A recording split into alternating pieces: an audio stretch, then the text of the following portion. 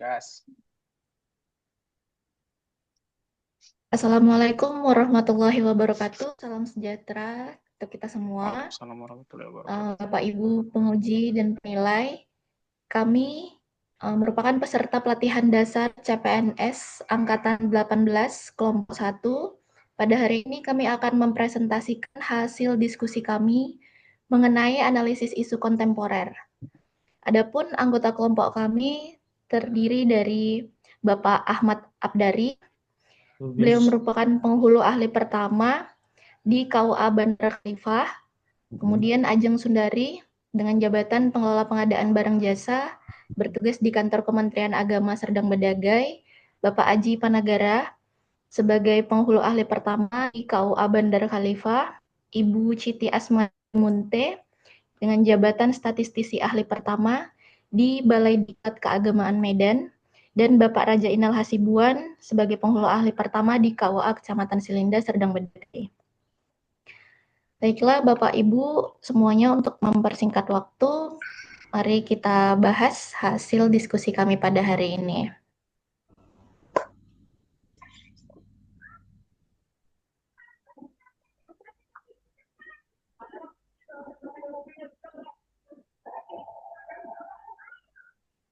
Udah, mulai nih. Ini berbagi layarnya, Share screen. host menonaktifkan berbagi layar peserta Pak Ahmad. Iya nya, taruh. Udah.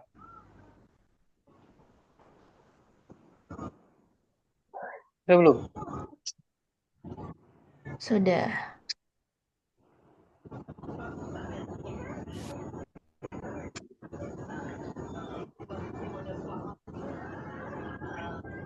Nice. Yang akan membahas latar belakang dan tujuan pembahasan adalah Pak Ahmad Abdari. Pada Pak Ahmad, kami persilakan. Baik. Assalamualaikum warahmatullahi wabarakatuh. Waalaikumsalam warahmatullahi wabarakatuh. Saya akan menjelaskan mengenai latar belakang aksi demonstrasi, ya, khususnya yang belakangan terjadi karena isu ini adalah isu kontemporer. Jadi aksi demonstrasi yang terjadi belakang ini bukan sekedar hanya ekspresi kemarahan, melainkan cerminan keresahan publik yang mendalam. Di antaranya latar belakang yang harus kita ketahui, yang pertama itu adanya ketimpangan sosial yang meningkat. Yang dimana di tengah kondisi ekonomi yang belum pulih sepenuhnya, masyarakat justru dikejutkan oleh kabar kenaikan tunjangan anggota DPR. Tentu hal ini memicu rasa ketidakadilan yang meluas. Yang kedua, respon publik yang spontan dan masif, di mana seruan aksi bermula dari media sosial yang diinisiasi oleh mahasiswa dan aktivis. Tentu dalam waktu singkat, dukungan itu mengalir dari berbagai elemen, baik buruh, ojek online, dan masyarakat sipil. Yang ketiga, latar belakang itu yang pasti karena kekecewaan terhadap representasi politik yang terjadi di Indonesia, di mana banyak warga merasa bahwa wakil rakyat kita ini tidak lagi mewakili suara rakyat. Jadi setelah kita mengetahui latar belakangnya, nah tujuan aksi demonstrasi itu pastilah ada.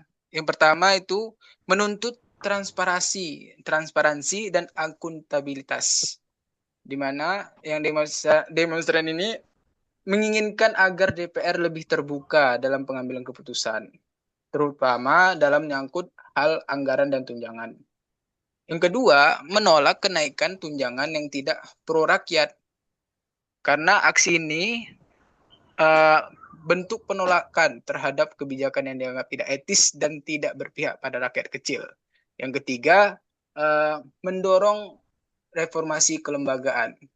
Ini mana seruan reformasi ini bukan hanya slogan, ini adalah harapan agar lembaga legislatif menjadi lebih efisien, responsif, dan berintegritas. Yang terakhir itu mengangkat isu kesejahteraan buruh dan rakyat kecil. Yang dimana tuntutan upah yang layak, penghapusan sistem outsourcing, dan perlindungan ketenaga kerjaan menjadi bagian penting dari agenda demonstrasi yang terjadi di belakang ini. Terima kasih, itu yang bisa saya sampaikan. Selanjutnya Pak, terkait tujuan pembahasan isu Temporer. tersebut, bagaimana Pak?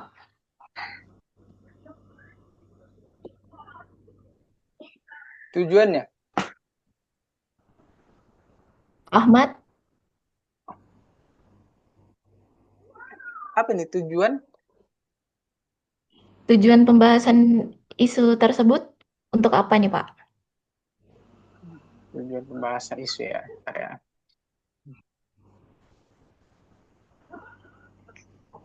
Eh, yang pertama, tujuannya kita mengangkat ini pembahasannya untuk meningkatkan pemahaman publik agar masyarakat mengetahui, kita pun juga mengetahui akar persoalan yang melatar belakangi aksi demonstrasi. Baru yang kedua, eh, mendorong evaluasi kebijakan publik, membangun solidaritas sosial kita, dan terakhir mungkin menanamkan nilai kebangsaan dan etik publik. Itu sih. Baik Pak, terima kasih. Untuk poin selanjutnya, terkait identifikasi masalah dan analisis isu, akan dibahas oleh Ibu Citi Asmaini Dalimunte. Pada Ibu Citi, kami persilakan. Baik, terima kasih Kak Ajeng. Boleh diputar slide-nya di bagian identifikasi masalah. Iya, ini Bu, identifikasi masalah. Di layar saya masih cover, Bu Ajeng. Oh ya, sebentar ya Ibu.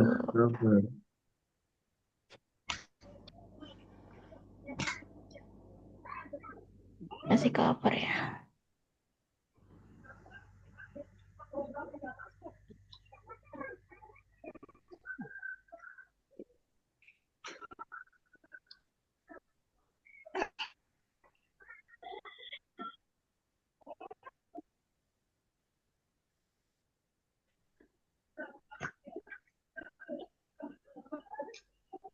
Guys, Apakah sudah meeting kelihatan Ibu di Zoom layar? Zoom meetingnya tinggal 10 menit lagi, guys. Oke, Singkat aja ya. Singkat saya aja. tanpa tanpa ini, tanpa slide atau gimana nih? Saya jelaskan. Jelaskan aja Iya, singkat, yang boleh. penting padatnya Oke. ya.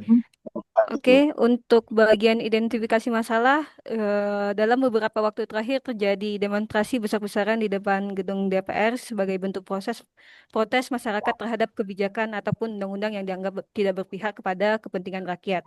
Nah, untuk gelombang aksi tersebut muncul karena adanya ketidakpuasan publik terhadap proses perumusan kebijakan yang dinilai kurang memperhatikan aspirasi masyarakat.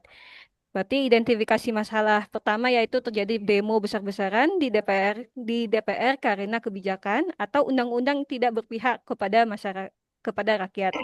Untuk poin yang kedua, masyarakat menuntut transparansi, keadilan, keterlibatan dalam proses pembuatan kebijakan.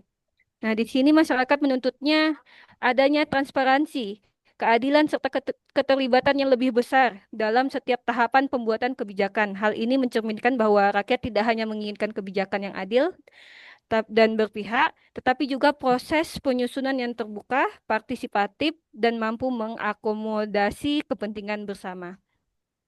Kemudian untuk di slide analisis isu, kita ada 5. Yang pertama, kebijakan dianggap merugikan masyarakat. Yang kedua, DPR kurang terbuka menjelaskan substansi kebijakan. Yang ketiga, legitimasi DPR di mata publik rendah. Yang keempat, info yang memprovokasi memperbesar ketidakpercayaan masyarakat. Yang kelima, demo berpotensi menimbulkan instabilitas nasional. Isu yang berkembang saat ini menunjukkan adanya ketegangan antara masyarakat dan lembaga legislatif, khususnya TPR. Kebijakan yang dihasilkan dianggap merugikan masyarakat karena nilai tidak berpihak pada kepentingan publik. Situasi diperburuk dengan kurangnya keterbukaan DPR dalam menjelaskan substansi kebijakan pada masyarakat sehingga menimbulkan kesalahpahaman dan memperbesar jurang ketidakpercayaan. Selain itu, legitimasi DPR ini di mata publik menjadi rendah akibat perspektif negatif yang semakin menguat. Beredarnya informasi yang bersifat provokatif juga berpotensi memperbesar ketidakpercayaan masyarakat terhadap lembaga negara. Kondisi ini memicu terjadinya aksi-aksi demonstrasi yang berpotensi menimbulkan instabilitas nasional apabila tidak segera ditangani dengan langkah yang tepat dan transparan serta komunikatif. Itu saja, Bu Ajeng. Baik, Bu Citi, terima kasih. Selanjutnya terkait teknik pemecahan masalah dan rumusan isu akan disampaikan oleh Bapak Aji. Pada Bapak Aji kami persilakan. Terima kasih untuk Ibu. Selanjutnya, untuk teknik pemecahan masalah kami mengambil dari teknik USG, Urgency, Seriousness, and Growth. Yang pertama, urgensi, seberapa mendesak masalah harus ditangani. Ya, adalah demo DPR bisa memicu instabilitas politik. Jadi tingkat urgensinya tinggi. Yang kedua, seriousness. Seberapa serius dampaknya jika masalah tidak diselesaikan. Bisa menurunkan legitimasi DPR, menimbulkan konflik sosial, bahkan kerusuhan. Yang ketiga, growth. Apakah masalah ini akan membesar bila dibiarkan? Jawaban ya, jika tidak ditangani, gelombang demo bisa semakin meluas. Dan rumusan isu ada 5. Pertama, bagaimana kepercayaan publik terhadap DPR. Yang kedua, bagaimana transparansi dan partisipasi publik dalam pembuatan kebijakan. Ketiga, bagaimana kesenjangan aspirasi antara masyarakat dan DPR. Ketiga, yang keempat, bagaimana keamanan dan stabilitas politik negara. Yang kelima, bagaimana aksi bela negara ASN secara digital dalam menyikapi isu tersebut. Terima kasih. Terima kasih Pak Aji. Selanjutnya kepada Bapak Raja Inal, mohon berikan kesimpulan terkait presentasi kita pada hari ini, Pak. Kepada Ibu Moderator, Bu Ajeng, telah berikan kesempatan. Di sini saya akan bacakan kesimpulan dari hasil diskusi kita tentang isu kontemporer, yaitu demo terjadi karena adanya krisis kepercayaan masyarakat terhadap kinerja pemerintah dan keraguan akan kebijakan baru yang dianggap tidak mendukung kesejahteraan masyarakat. Gagasan solusi. Nggak apa-apa, Pak. Itu nanti saya jelasin lagi. Oke, siap. Oke. Lanjut. Bisa kita lanjut. Saya ulang ya. Kesimpulan dari diskusi kita hari ini, demo terjadi itu karena adanya krisis kepercayaan masyarakat terhadap kinerja pemerintah dan keraguan akan kebijakan baru yang dianggap tidak mendukung kesejahteraan rakyat. Oleh karena itu, diperlukan adanya diskusi terbuka untuk meluruskan masalah dan menemukan solusi yang tepat.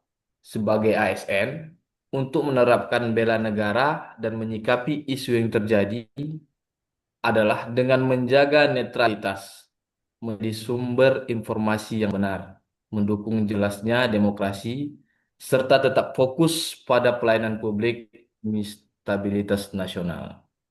Saya kira demikian. Saya serahkan kembali kepada moderator. Kepada Ibu. Baik, terima kasih kepada Bapak Raja Inal. Dari pembahasan kali ini kita jadi tahu bahwa solusi terbaik untuk mengatasi isu ini adalah salah satunya dengan dialog terbuka, kemudian pendidikan bela negara kepada seluruh generasi, kemudian transparansi kebijakan, dan membentuk tim mediasi yang fokus untuk mencegah konflik fisik agar demo bisa berjalan dengan damai. Dan kita sebagai ASN, salah satu hal yang bisa kita lakukan adalah kita tidak terlibat langsung dalam demo dan tetap menjalankan tugas, memberikan pelayanan terbaik kepada masyarakat. Semoga stabilitas nasional bisa kembali pulih dan kita tetap bisa menjalankan tugas dengan damai. Dan sekian presentasi kami pada hari ini, Bapak Ibu penilai.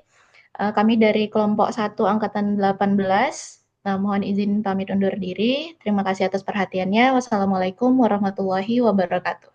Waalaikumsalam warahmatullahi Waalaikumsalam wabarakatuh. warahmatullahi wabarakatuh.